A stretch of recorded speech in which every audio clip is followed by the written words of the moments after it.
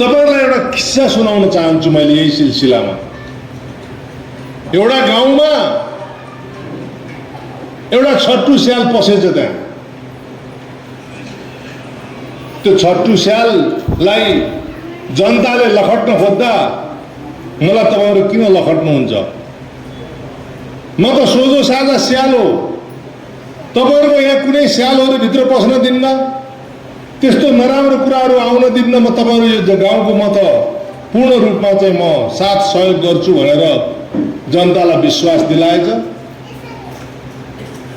त्यो स्याल त स्याल नै थियो। अनि जहिले पनि अरूलाई भोक लाग्छ अथवा चोरेर खान मन लाग्छ, उ चिलायो आकाशतिर हेर्नुस् त भने भन्छ। सबै मान्छेहरु चाहिँ आकाशतिर हेर्छन्, उले चाहिँ कुखुराको चल्ला चोरेर भाग्ने काम गर्थ्यो। त्यस्तै खालको केही मान्छेहरु हाम्रो पार्टीमा प्रवेश गरेका छन्।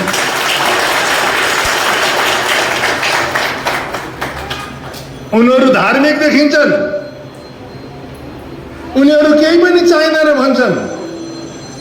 उनीहरुको क्रियाकलाप फेसबुकमा मात्रै हुन्छ, तर कार्यकर्ताको र जनताको चाहिँ माझमा गयो भने ती छट्टु स्याल जस्ताहरूले के काम गर्छन् भने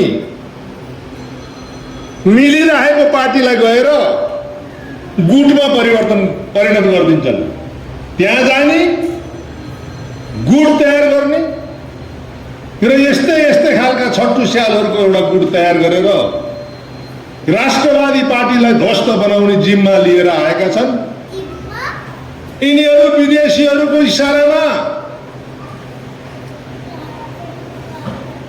र यही भएका यो राष्ट्रवादी पार्टीलाई टुक्र्याउने ध्वस्त बनाउने काममा लागि परेका छन्।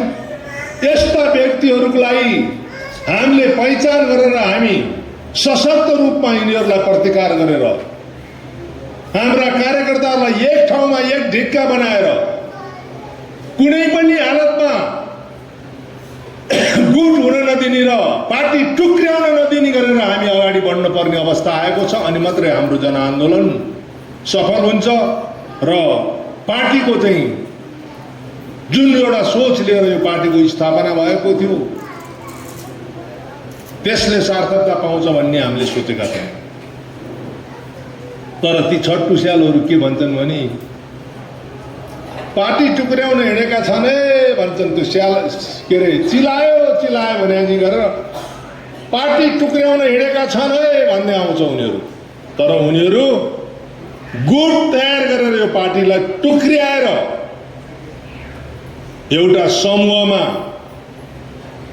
लाने प्रयास गर्दैछन्। यसको लागि पुनः म तपाईहरुलाई होशियार हुनुस् भनेर म भन्न चाहन्छु।